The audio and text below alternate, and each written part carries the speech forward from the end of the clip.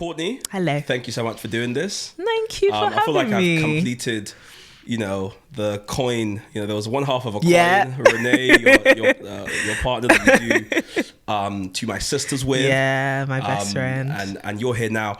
But I don't want to talk about that yet. Okay. The question I ask everybody when we get started is, who are you in your own words? Yeah. So we've played a bit about you, but how do you describe who you are and what you do?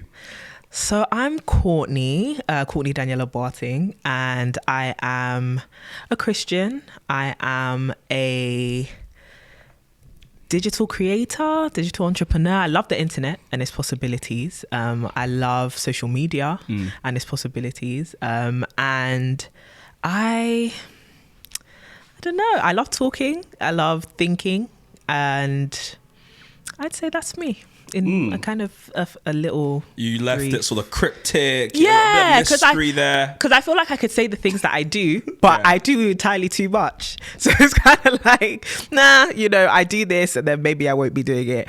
So I don't want that to be the fullness of who I am. But I enjoy the work that I do. I just don't want to be defined by it, because I like to move. So I guess who I am is the things that I like and what I think I'm called to do. And so speaking, thinking, that's me. I actually think that's a great place to start, because the movement is something people listening to can probably relate to, especially if they're, say, millennials. Yeah. Oddly enough, I found out a new way to sort of categorize millennials, Gen Zs, to kind of differentiate them, if you like. Okay. There's this TikToker, obviously everything's from TikTok. My favorite app. Start the TikTok count. Let's talk to TikToker who spoke about how you can know if someone's a baby boomer, Gen X, millennial, Gen Z, based on how they arrive at your house. Ooh. So I won't retell the story because he's a comedian and I think it doesn't kind of drag him away. But essentially, this is my more sort of monotone take. Yeah. He says Gen X is baby boomers, the oldest people, will sort of just knock on your door randomly. Just be like, I'm here. Hey. He says they knock on it loudly, whatever. Right. Says Gen X, they will message you 3 weeks before. Is this still happening? Are we still good for the time? Et cetera, et cetera. Then he says millennials will be hoping it's cancelled because they never want to come to your house. And he said that when they get outside, they'll never knock. They'll just send you a text I'm here. Here. They never knock on the door. And he said Gen X, which one's Gen Z? Gen Zs, that they'll never have to knock because they'll document the whole journey. You can time their arrival. You know what I mean? They'll be taking pictures of their outfit, them coming in, and they'll FaceTime you when they're outside rather than knock on the door. And I was that's really interesting how we're all shaped by the internet or digital in some kind of capacity. Way. Yeah. So when did you sort of know that digital or the internet is going to be my thing? I've always loved the internet since I was a teenager. I was definitely a content consumer before I was a creator. I was team internet over TV. So, post-secondary school days, I was like, forget all that stuff. What kind of stuff were you consuming? YouTube, mainly. I loved YouTube. Finding new creators, learning new things. That's how I got into hair. So I'm a hairstylist. Well, I was. And that's how I learned, self-taught. So I'd go home and search for the newest trends, find all the creators. Most of them were based in America, and learn all of these things and then practice them on my friends. So I was doing that, learning how to do makeup, watching, funny comedians and people who are starting out their YouTube journeys just as a hobby. And that's what I loved. It felt real, it felt funny, and there was just enough variety to keep you entertained. And so I didn't think it was my thing until maybe 2 years ago. Really? Yeah, because I've always known I was good at it and enjoyed it, but it was always going to be something on the side. I had to figure out a real career. I see. Do you get what I mean? When you say real, why do you put that in? I am the child of 2 Ghanaian parents. Yeah. So even when I went to uni and I was like, I'm going to go and study human, social, and political sciences, they were looking at me like, really? All these grades and all of that.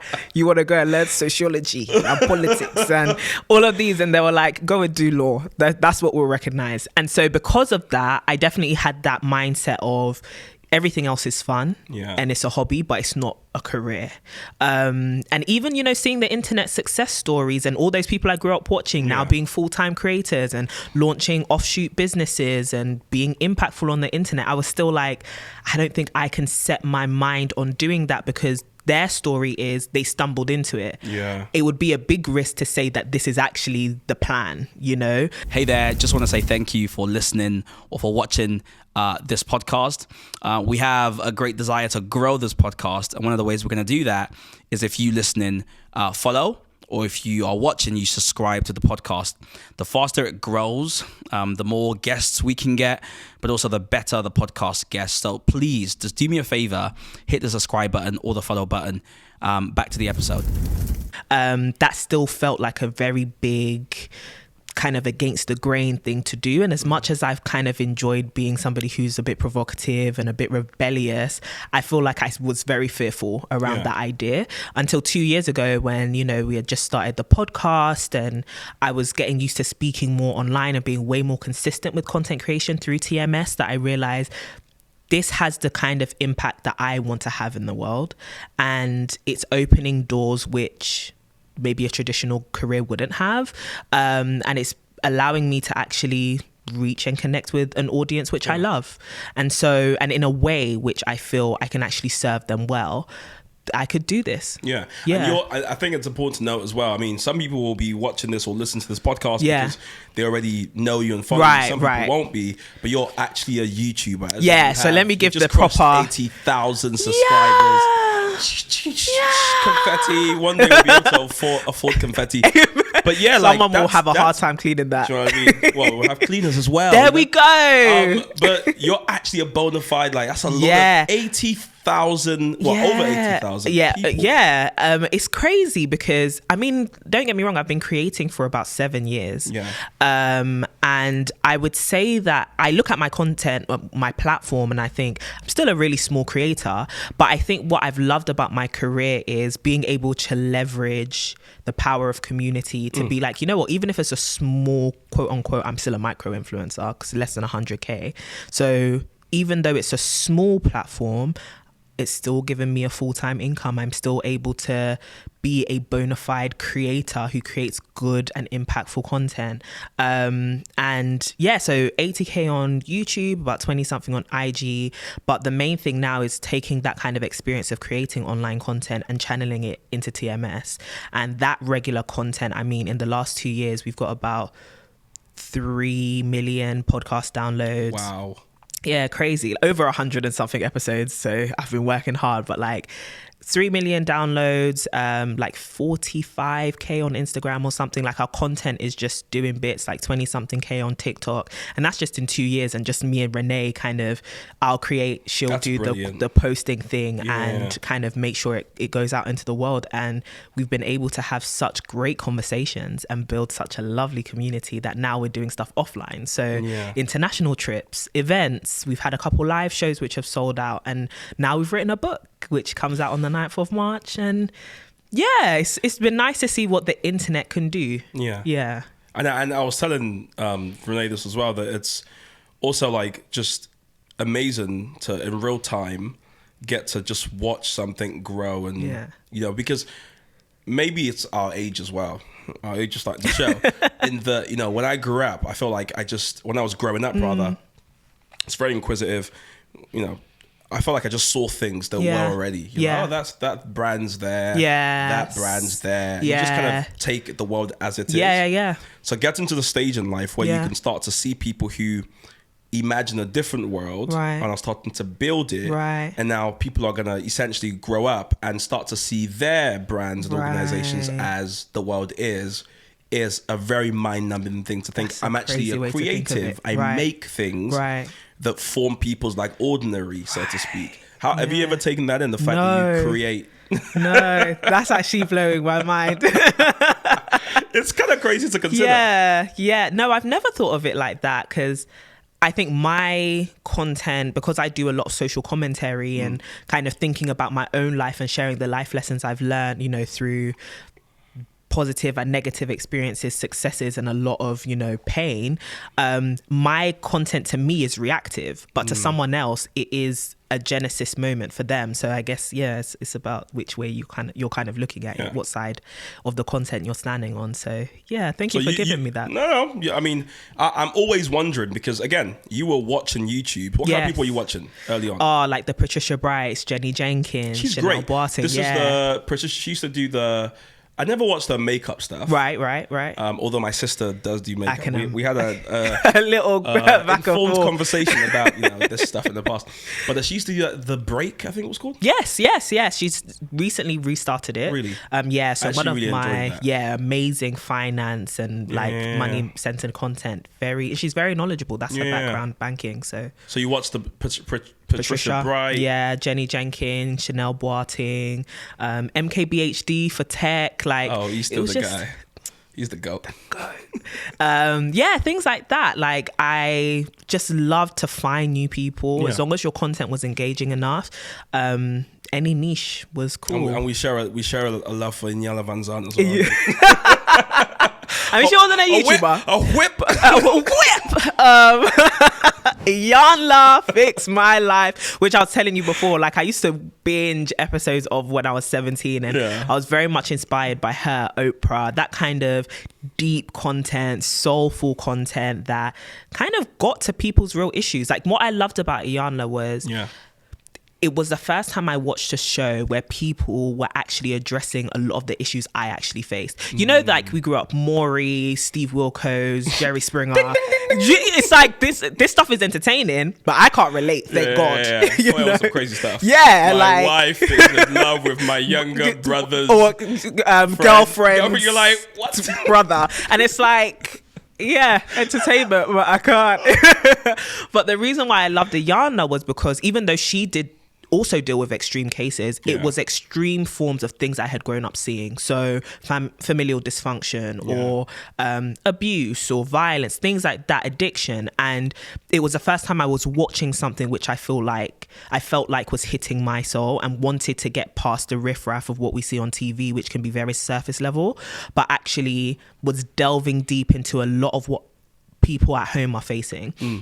And that's what I wanted to do with my YouTube channel once I finally started it, which was, let's cut past all of the, like, you know, learn this new skill and be, you know, privy to this kind of information. And actually, let's deal with the fact that some of you are watching YouTube right now to escape from the fact that you hate your parents or you feel depressed or whatever. And so let's actually give you a place where we can talk about that, not necessarily providing solutions, because I'm not a psychologist, but at least to let you know you're not alone in your experience of these things. And so, that's transformative for a lot of people. Like, I found, similar to you, I found a lot of, whether it was camaraderie or just kind of like, I don't want to say healing, I think that's too heavy a word, but I found a lot of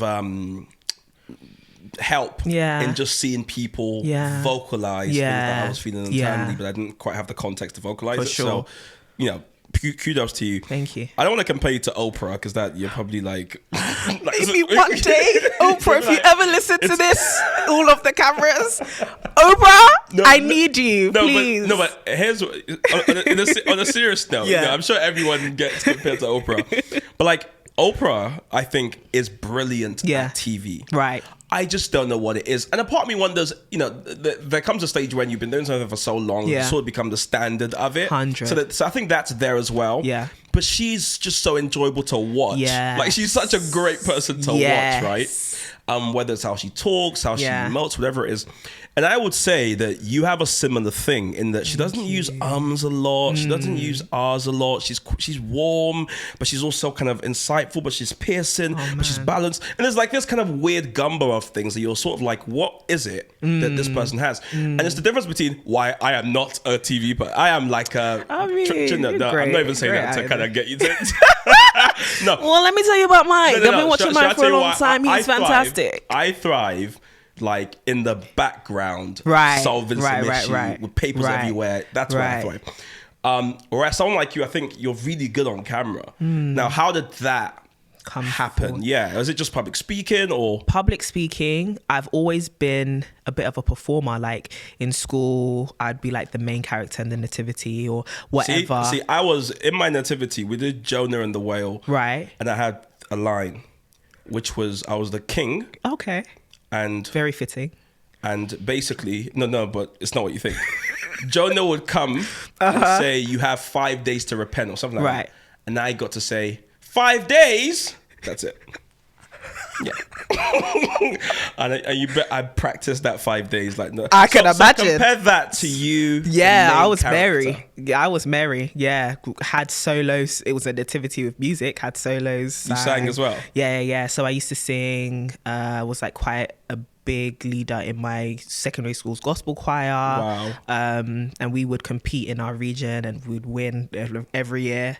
Small flex. Shout out to Karen Gibson, one of the most amazing like female influencers in my life. Is she from the people that sang at Prince Harry's wedding? Yeah, she leads the Kingdom Choir. Kingdom Choir. Yeah. So When the she night has come. Oh, that was a great time. Yeah. So she, even through gospel choir at secondary school, it was great. I went to an all-girls school, St. Anne's Catholic High School. Shout out to y'all. I'm a governor there currently. And it's nice to kind of see how things like gospel choir can actually teach you discipline and Big time. Team spirit and all of that. And she was a big influence at that time. I started gospel choir from year 11 till year 13, well, year 12, year 13. And it was lovely to learn such poise and such grace from her. She was very encouraging. But yeah, I used to do gospel choir, and I think I'm used to being on stage, and I can get past, it's not that I don't feel fear, I can just get past that feeling quite quickly. And even Renee and I, whilst we were in secondary school, we would compete for public speaking competitions. Oh, wow. And yeah, she was the reigning champion with that though. Yeah, Renee is a phenomenal speaker. And She does have a sort of like presidential, Yeah, I've come yeah. to address these serious issues and you're going to listen to me. And I'm like, yes, I've we come will to address listen. these issues. Yeah. Whereas like I'm very much like the storyteller, poetic. Yeah. She's like, let's get down to business. We give each other that kind of balance. But she's one of the greatest speakers I know. And so getting to speak to her every day also sharpens my skill as well. That is beautiful. Thank you. And she said it before as well, because we didn't get to talk about it too. Actually, no, yes, we did. Because you're both very close friends, but you also work on a business together and you live together. Yes. So I remember asking like, "What's this like?" But hearing you say it as well, I suppose you sort of complement each other when you realize that you're not the same people. No. You've got this rich kind of complementary skills essentially that you kind of rub each other the right way. Yeah. Okay, cool. So there is also something else though about this digital stuff, which I actually think you might be able to help me with. Let's talk. Which is, I spoke to Renee about this in the other podcast as well. This idea that it's very easy to make content now. And so one of the criticisms are, okay, cool, well, now we have a lot of generalists and not enough sort of specialists, or content is so easy to make that everything's sort of like mediocre. So how does one rise to the top above that? I always see these videos that say like, how to start a YouTube channel with less than £300. And it's like, this is amazing. Yeah. But then is that person are they really gonna have 80,000 subscribers and have all these other things going on? Right. I mean, I started my YouTube channel with about £300. But I think what you have to be is someone who wants to be really good. Like it's okay to just be good and to start off good, but you have to be really good at something. You have to have something about you. And for me personally, I think the issue with the whole generalist nature of the internet right now is everyone's following. So someone has to make that video and then people respond with, buying the camera, doing the videos, how they see other people doing it. I think if you really want to make it far, you have to be the person who says, either I can do what everyone is doing, but I have to be the best at it, or I'm going to do something completely different. And I think not enough people are willing to take that risk. And so we're just seeing a lot of sameness. You know, I'm going to follow this person's format. I'm going to follow their scripting style. I'm going to follow their speaking style. Everyone wants to be a Mr. Beast. And it's like, but the reason why Mr. Beast is because there was no one like him when he started. Yeah. So you can have the same equipment and you can follow the same formula, but if you don't have that something that this is my stamp, there will never be someone like Courtney Daniella. You can talk about the same videos the same topics I talk about, but you don't have my brain, so you won't think like me, and that's perfectly fine. So people are coming to me for me, and they'll go to you for you. But if you're trying to be like me, they're not going to go to you because they've already got me. Yeah. You know? So I'd say that everyone still has to strive to find their unique style or unique voice or unique subject field on the internet. Regardless of how easy it is to make content, you still need to bring value, and you've got to strive to bring the best value. It's interesting because I think it also cuts even into real life. I think I've given this quote in this podcast before. Miles Davis, the famous trumpeter, I mean, he played quite a few things, but he said, talking about the trumpet and the horns, that it took him a long time. He said, it took me a long time to learn how to play like myself. Wow. Saying that, you kind of have to first go at life where you just, again, take life as it is and just copy as many people as you 100%. can. But then at some stage, you start to develop your own voice. Facts. And I guess it's the fear of, oh gosh, I've got to find my own actual voice and how I feel about this rather than go into people to find out how I should feel. It's very difficult, but I reckon 100%. folks trying to climb the corporate ladder, trying to build businesses, there was a time where, I would wear a suit everywhere because I thought that's what a business person did. And then I started doing the whole, I remember when we first started Common Sense years ago. Well, it's not that long, but years ago. And, I heard that tech CEOs wake up at 5 a.m. Yeah. So I was like, well, I guess I got to do that too. So I woke up at 5 a.m. and I had nothing to do. Do you know how funny that is? You said I was just looking at myself, looking at the room. Looked out the window like, I said so. I mean, they wake up and then what do they do? Say what happens next. Do you get what I mean? So I love that. I love that because even like this morning when you asked me, so what time did you wake up? Yeah. Old me would By the way, there was context. Hey there, just want to say thank you for listening or for watching this podcast. We have a great desire to grow this podcast, and one of the ways we're going to do that is if you listening follow, or if you are watching, you subscribe to the podcast. The faster it grows, the more guests we can get, but also the better the podcast gets. So please, just do me a favor, hit the subscribe button or the follow button. Back to the episode. I didn't just say, hey, Courtney, nice to meet you. No. But he was asking me like, how's my morning? I was like, I've had a long morning. He's like, what time did you wake up? And I think old me, I told you 7:45. Yeah. Old me would have been like, no, Courtney, if you want to look like a serious person, you're talking to Mike, like, Courtney, say 6:30. Say 6:30. Because you're trying to come across as what do people think is respectable? And one of the things that I always used to like shout about, and I think changed my life, was just self-awareness and being aware about yourself and learning how you were uniquely made and what you uniquely need. As somebody who is has for the last 2 years been on like a wellness journey, kind of investing in myself, my health. I have polycystic ovarian syndrome. So when I found that out, it was kind of like, okay, I need to reorient my diet, my activity, like insulin levels, like all of that. So I've had to become very attuned with my body and its needs. And one of the earliest things I discovered was I cannot sleep for less than 8 hours of a day and function well.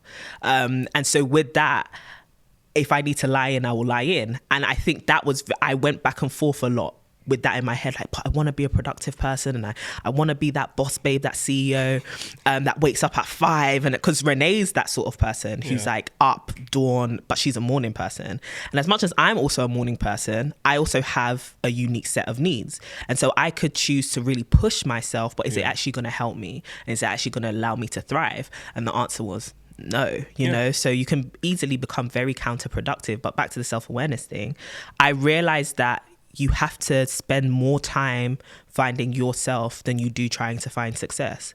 And as much as we can make success this formulaic thing, you won't find true success, or like I'd say exponential success, until you actually find yourself. Because like you're saying with the musician, and I think that's actually a perfect example of it.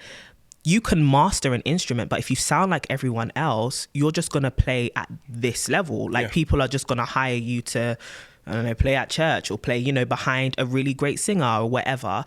But once you find your sound, people are going to pay to come and hear you. Yeah. You know? So that level of finding yourself is what really unlocks a new key of a new door to success. And I'm not there yet, but I'm hoping that I am kind of. Yeah. No, it's a journey for all of us. You know, I mean, there's so many places we can go because that exploration, which I think the internet affords us, I used to, you know, as someone who I like specialists, I like folks who do the work, do the research, or whatever. I have made mistakes in the past of almost being a bit too, like when I see people kind of doing like so many random whatever, I'm like, just fuck us, whatever. No. but the truth of the matter is, even if it takes them 10 years to sort of find the broad set of things that they might be interested in, it's worth the time. 100%. Because what you don't want to do is succeed at something that you don't care about. Facts. It must feel like a prison for people to congratulate you for things you genuinely don't care about. And that was me with CDB London in 2021. Literally like highest revenue year. And everyone's like, oh my gosh, well done. Like featured in Forbes. I remember that day I was featured in Forbes as like one of the top black entrepreneurs that you must follow. And it was for CDB London and what I had done with the company in 2021, in 2020 and 2021. And I just thought, this is the worst thing that could have happened to me. No. I wasn't happy. I was happy. Like, I remember even texting Renee, like, I've seen this tweet from Tommy who wrote the article. What do I now say? Like, she was like, you say thank you. It's an honor. Like a very LinkedIn style post, which she's great at. And then I was like, but I'm not. I'm honored. This is a privilege, and Forbes is something everyone dreams of as an entrepreneur. But I'm tired. And I'm not actually happy with the fact that I feel almost in bondage to this company I'm building and I'm creating. And it started off as such a passion, and now I'm despising every day of it because I'm so tired and exhausted.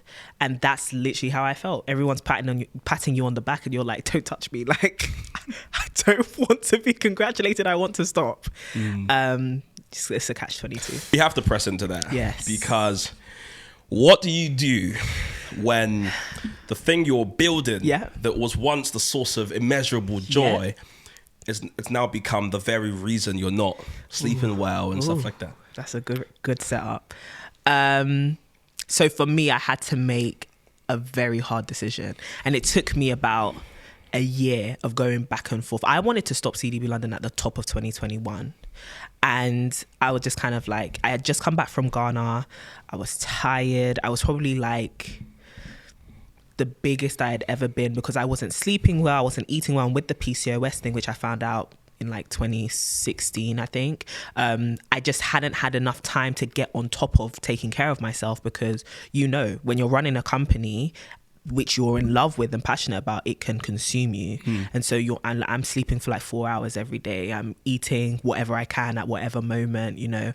I'm staying up for sometimes 24 hours at a time, 36 hours at a time. That wreaks havoc on your body. So I had come back from Ghana, spending time with family, and I was like, I'm tired. Like, I've just come back from holiday and I'm still tired. And I remember speaking to Renee and I was like, my dream would just be to talk on the internet for a living. And she was like, well, then do it. And I was like, how can I? I've got like 110 bundles which I need to sell. And it's just never gonna stop, you know? And this is what I'm getting paid. This is what helps me to travel. This is what I think my future is. And so for that year, I slowed down massively, but I never really stopped. And I was talking to different people. And I'm very much one of my main languages is words of affirmation. And I think I often seek what other people are thinking and what other people think I should do, and kind of searching for that cosign before I make a decision I really want to make. And so I'm talking to all these different people. I'm like, let's say hypothetically, I'm in a situation. If one was to... Not me, but one. And asking all these questions, and everyone's giving you a different, oh, I'll keep going, or, you know, I'll take a break, but I'll do this, or I'll just stop it completely. And I'm just like, I'm getting more and more confused. So I was just really praying about it. And I was like, you know I love beauty. I know I love hair. And I know what I had the vision of building. I know I'm an entrepreneur as well. So what's going on here? And I had to be very real, self-awareness. I had to be very real with myself that I had grown this company to the point of my capacity. And now I had started CDB London purely, I was a hustler. Like I started doing hair because I was 14. I wanted money. And my auntie had told me she's not going to do my hair in certain styles anymore because, you know, it's too grown for me, but I want a bust down sewing. So who's going to do it? I don't know what that means. Oh, like it sounds too grown. It sounds way too grown for you, you know? And I was like, okay, I'll do it myself. And that's how I started doing hair, you know, purely doing things for myself and then thinking I can make money from this. I'm quite good at this. And so I was working in secondary school at a salon. I was working through sixth form at a salon, and it was bringing in good money. And that's why I'm an entrepreneur. I like money. Do you get what I mean? So I'm going through, I'm doing all of this, and I started to realize, okay, there's a difference between being a hustler and being like you're self-employed, or, you know, you're working for yourself, doing this, making money, and actually trying to scale a startup. What you've been doing is cute, but if you want this to go from 6 figures to the million, you need a different set of skills. And just knowing how to do hair and knowing about hair is not the sort of skills you need. You've hit your threshold on that. You need to become a businesswoman, and you need to know what that means. So you were telling yourself this? Yes, literally. Because a lot of people may have these feelings, but how, like, they just wouldn't be able to tell themselves that and listen to themselves as well. So I had to be very honest with myself about it. And that's when I realized, like, okay, I need to take a step back so I can go and acquire those skills. And also so that I can take care of myself again, because I don't want to run a business. So this also comes down to, yes, you're an entrepreneur, but what type of entrepreneur do you want to be? Do you want to be somebody who never sees their family? They've kind of, you know, lost all their friendships. And this is what was legitimately happening to me. I didn't have time to spend with friends or family or be at important stuff.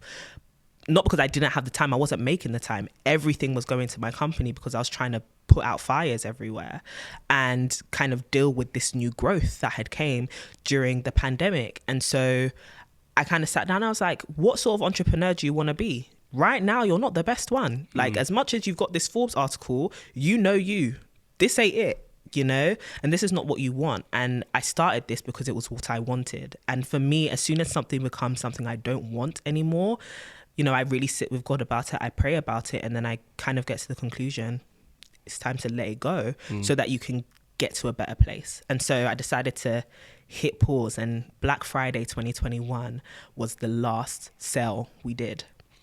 What a way to end it. I know.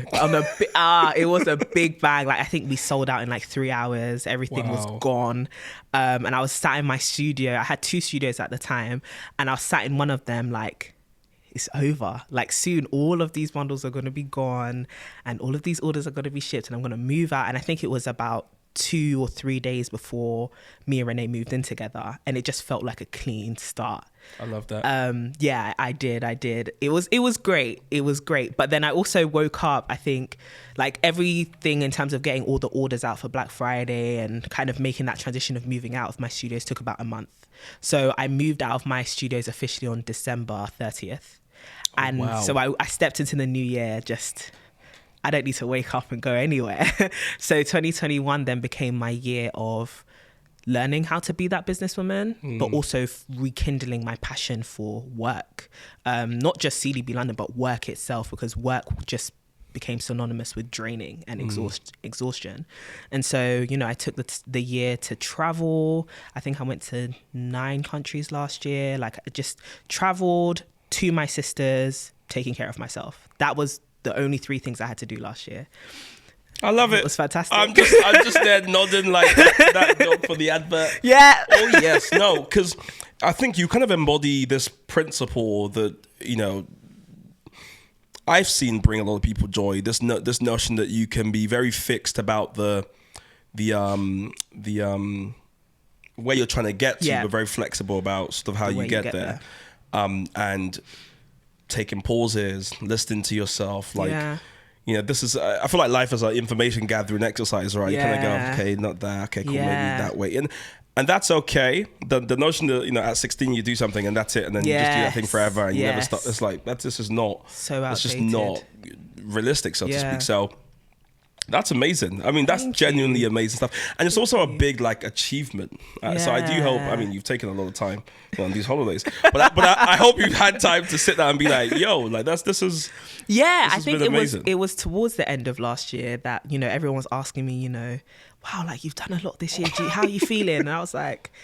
And I was calling that year a gap year, right? Yeah. And it was Renee who was pulling me up on it. Like, you keep calling this year a gap year when this is actually how you want your life to be. So why can't you just see it as you beginning this new phase of your career? And I was just like, no, because it feels like I've wasted time. And I think because, you know, being a woman and kind of being in my mid-20s now, I'm 25, and those questions of when you're going to get married, when you're going to settle down, those things are kind of etching into It's also kind of interesting how men don't really get that. Especially not at 25. I think I think I have like 2 or 3 people that have actually seriously asked me. Yeah. But the rest of them, it's like, the way I asked them was a joke. They were like, get married. I'm like, never, like, kind of thing. So it's not very fair, is it? But then again, this would very be the unfair. number 100, the 1 millionth podcast about why women women get pregnant. It's a lot. don't. It's a lot. And I think it's not even just external pressure, it's also an internal pressure. Like, you want these things, and I guess impatience starts to kick in, and you think, well, then let me do it now. It's like, you definitely have time on your side. And what you were saying about the whole being 16 and figuring out what you want to do, I mean, even what we were talking about earlier, I think what's beautiful about that phase where you can be a generalist is the younger you do it, the better. Because then you do get to 30 and then you're like, actually, this is what I want to specialize in. But you already have like 12 years of experience under your belt and skills building under your belt. And I had gotten to that point where I was like, time isn't actually running out. As much as I've been working for a long time is not running out. Absolutely not. And if I'm going to play this thing for the long game, you have to accept that it's a long game. So just keeping myself patient and well-paced as well. And thinking about what the implication of, you know, getting married and having a kid would be on my career. And I was like, you know what? I like where I'm at right now. I like leading. I like what's going on. So let's stay here for a bit. But accepting that I had to confront that whole little voice of you're wasting time. Yeah. And it's like, okay, so what do I consider to be productive? What do I consider to be well-paced? What do I consider to be fulfillment? And I really had to go to God for the answers on that one, because I think I had to relearn a whole bunch. Yeah. I love this. I wish we could frame this and put it away somewhere, because this is what everyone should do. And like you said before, what I like, and we've spoken about this again, you know, one of the reasons why I struggle with podcasts sometimes is it's often... and hey, maybe you have a podcast, you listen to me. This is not shade. I don't do all that stuff. Shade. So, but it's just, you know, there's a lot of folks just telling people what to do. Yeah. And sometimes they don't really know what they're talking about, or it's not coming from a place of like, I'm not saying you have to be an expert, 100. but like just research or just sort of like, just, you know, data. You know, I spoke to a friend recently who was speaking about sort of starting a page about helping people level up. I hate that term, whatever number one. That means. But then I was like, okay, cool. So what is, you know, what, like, come on, why, what do you do? Like, come on, give me more. Yeah. And he was like, legit, like, I just wanted to help people level up. And I just thought, nothing wrong with that, but like, level up in 10 seconds, you know, just something specific. Something different. And so that normally annoys me, but I think what you do, which I think I've seen with Two My Sisters, which we can drill into now, is you folks create the space for people to have those discussions and to go on those journeys, if you will, where they kind of discover for themselves where they're at, as it were, as opposed to, you need to sort your life out. You know? Some of you don't, that kind of stuff. And I'm so glad you're able to recognize that, because that is one of the driving forces for me behind wanting to create the sisterhood, because I've benefited from the fact that I mean, how many times have I mentioned having conversations with Renee in this conversation where I'm like, I'm at this junction where I'm trying to figure life out, and I have this voice which allows me to vent, that allows me to rant, that allows me to be confused. And that isn't telling me, hey, Courtney, get your stuff together, but is there to help me and answer my questions and give me assistance. Should I say, how do I get my stuff together? And I've benefited from that, and that's been facilitated within sisterhood. And I think that's what people need. They need a safe space where they can come to figure it out, where they don't feel like they are being patronized. And I think what you described even with your friend's thing, I hope, it goes well for him, is just... I actually don't think it's going to go well. I don't think so either, but I don't... Maybe he's listening, but it's like, it can go well, yes. But in the current form, it probably won't. Because it's just like, bruh, encouraging people online, all right. It's generic.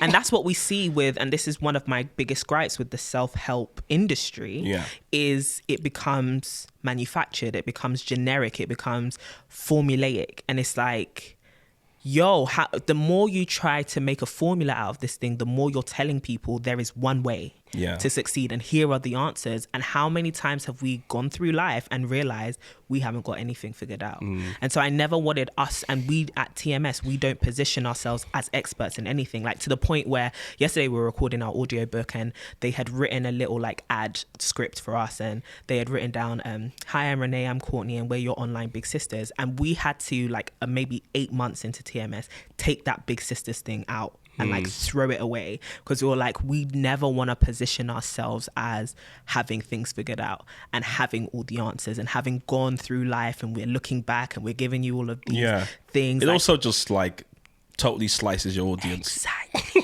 And we found that most of our audience are even older than us. So we're like, yeah, that's definitely what to They're do. like, big what? Big. We'll have people go, I'm 40. And we're like, yeah, let's just cut it out of the intro. But it also allows us to come back and say we were wrong. And I think that's also a level of humility that is missing sometimes from the self-help space, which is people will look at their life and be like, I got it perfect. Let me write a book on it and make it into a structure that people can follow.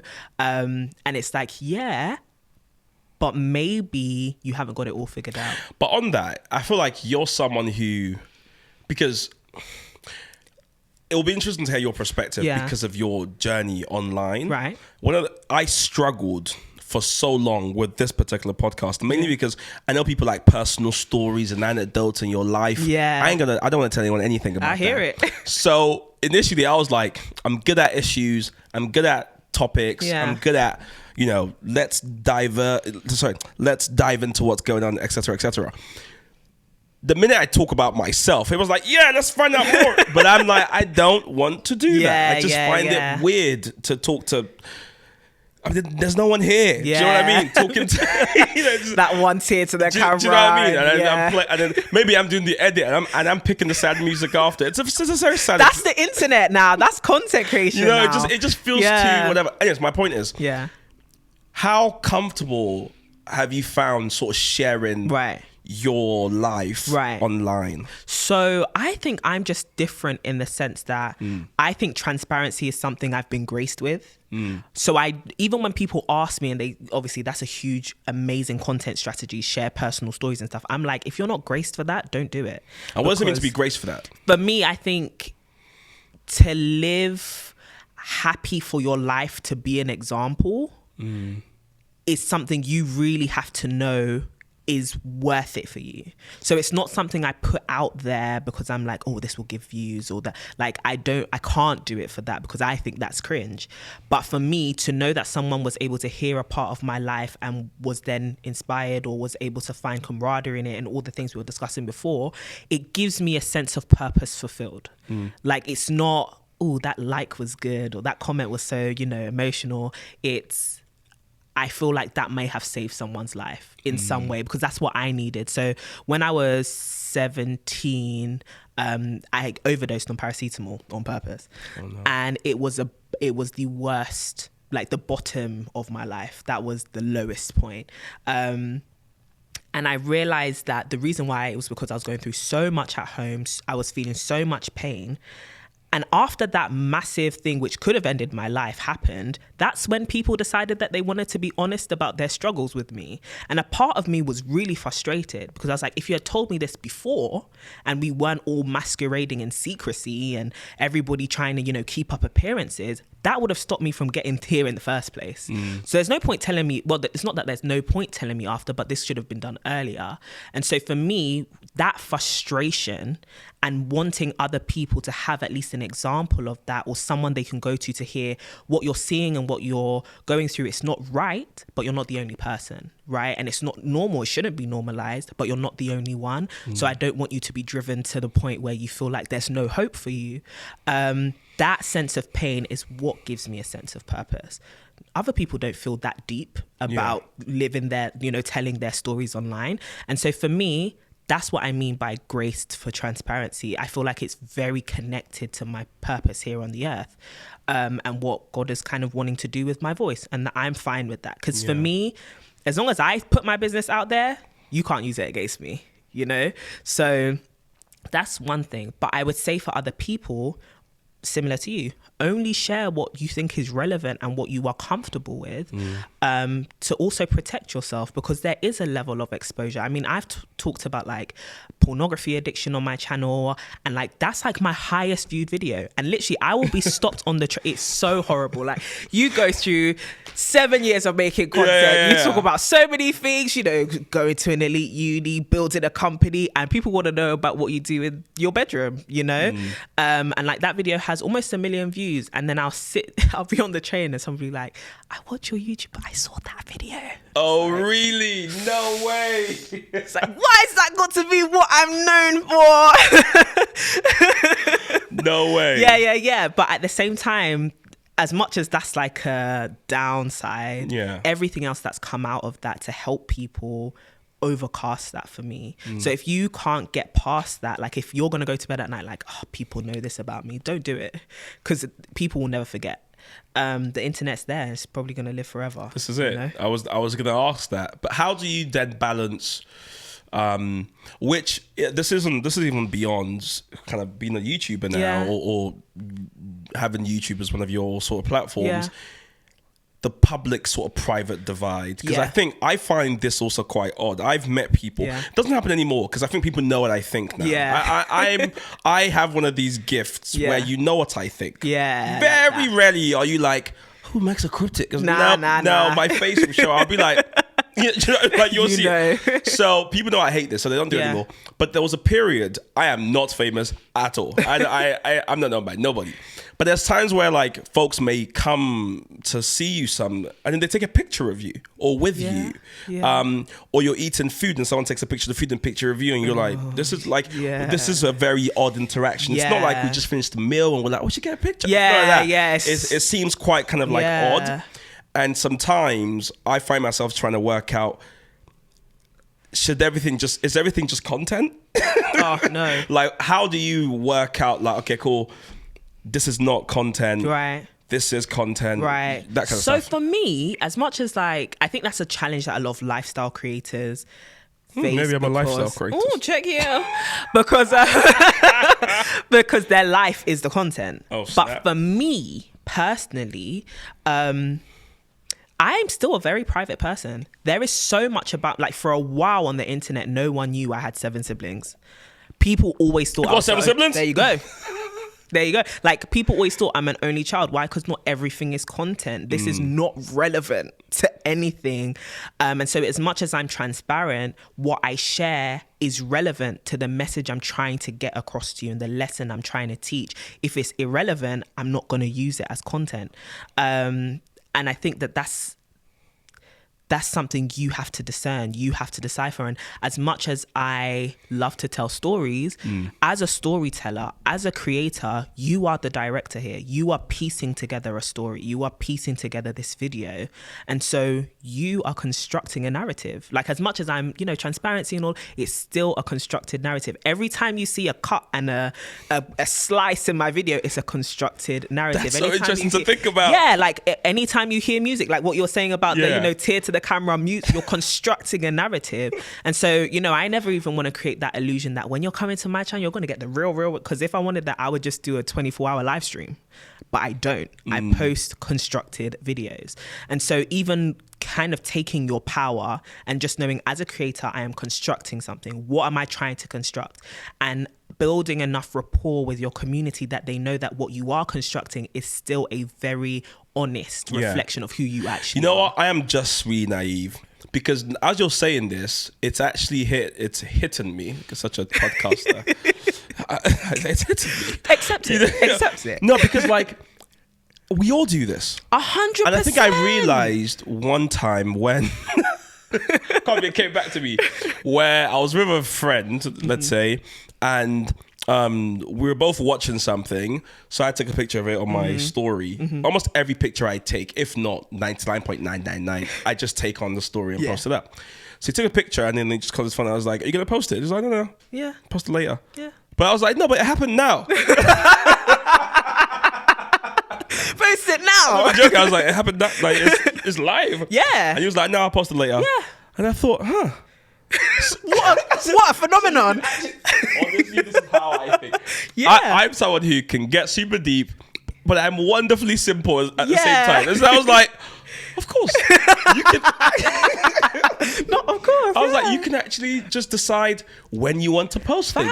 So if I went on holiday last week, no one has to know because I would like post on my way back to London. But you can just post that you're still on holiday for the next 3 weeks. No, I didn't post about my travels, like a lot of my travels, until December.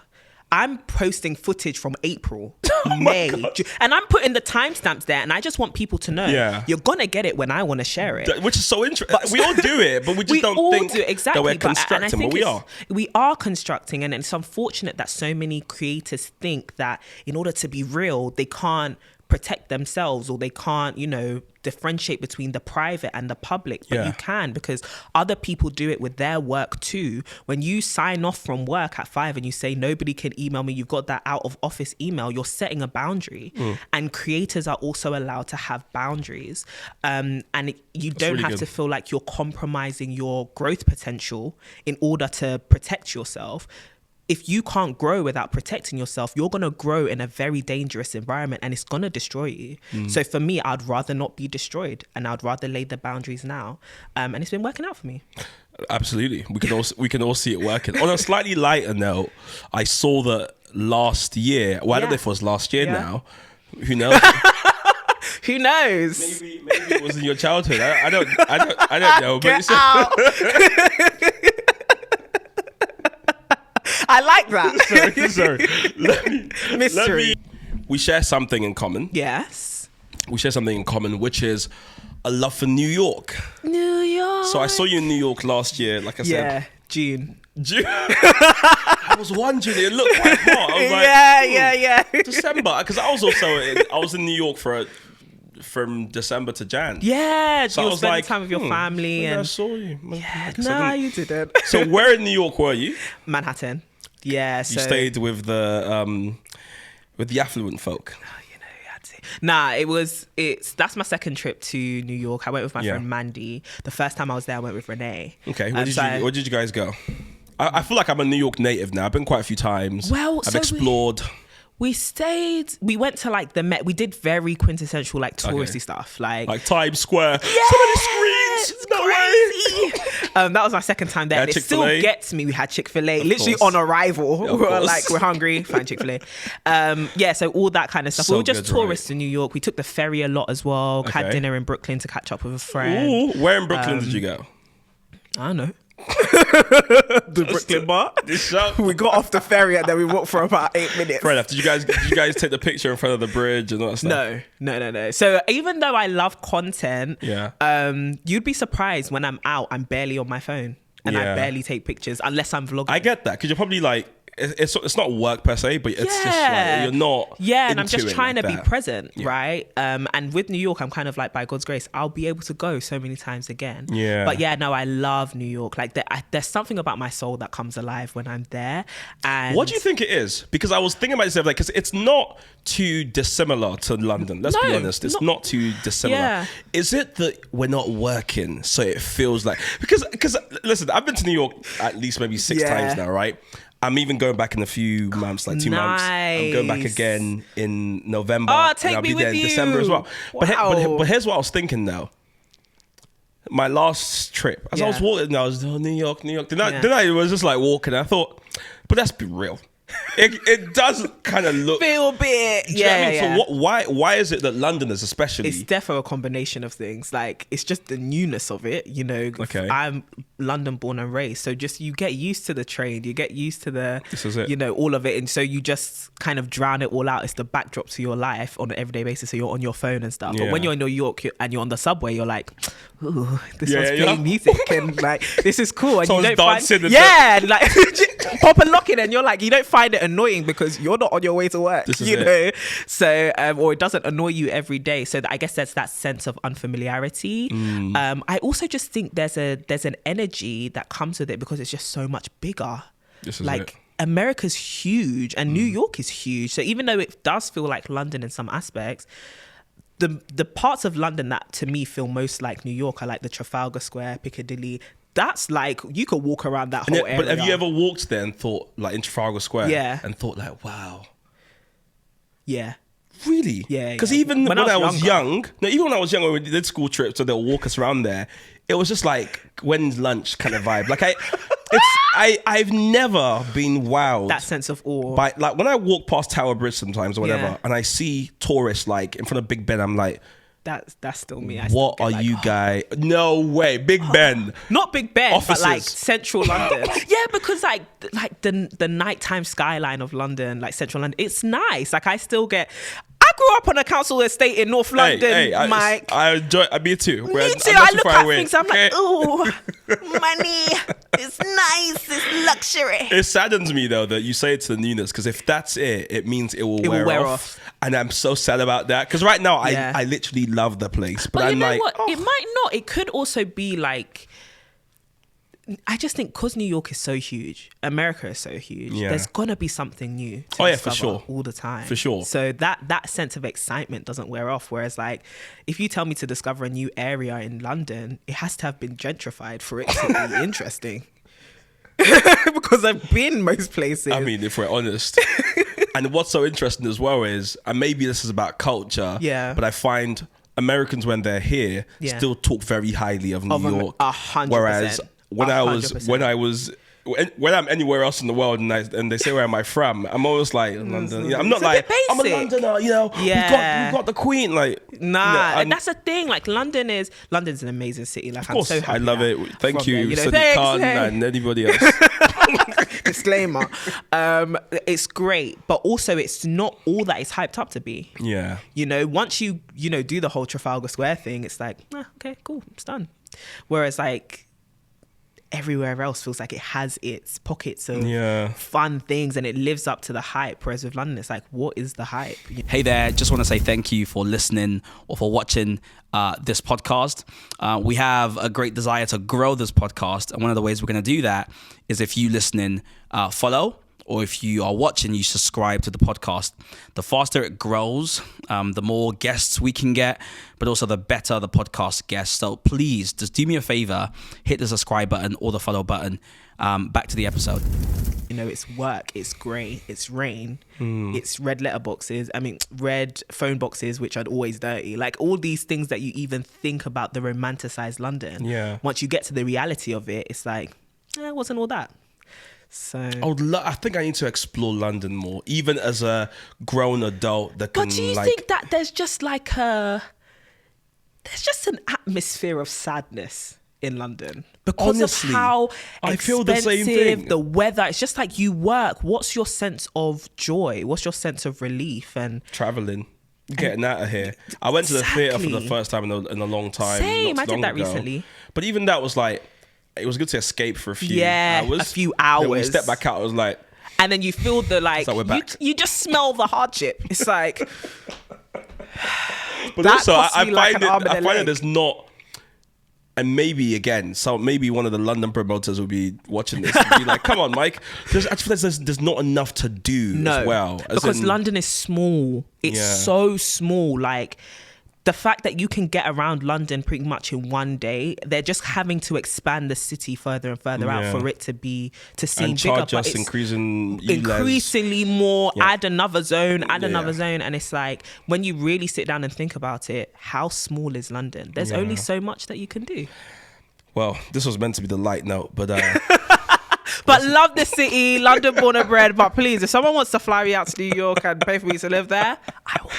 I actually saw an opportunity once before we wrap up. I saw an opportunity that someone sent me. It doesn't make sense. I wish these things came when I was super young. It was like, oh, if you have a business idea, come and pitch it. We'll give you like a 500K in exchange for equity. Like all these kind of programs that you could do. But I'm it's just not. You're not too old. Well, it's not even my age. I think the stuff I'm doing are kind of advanced. Yeah. Like, I can't just up and leave. fire and get rid of everybody and then just go live my I can't. You've got a responsibilities, whatever.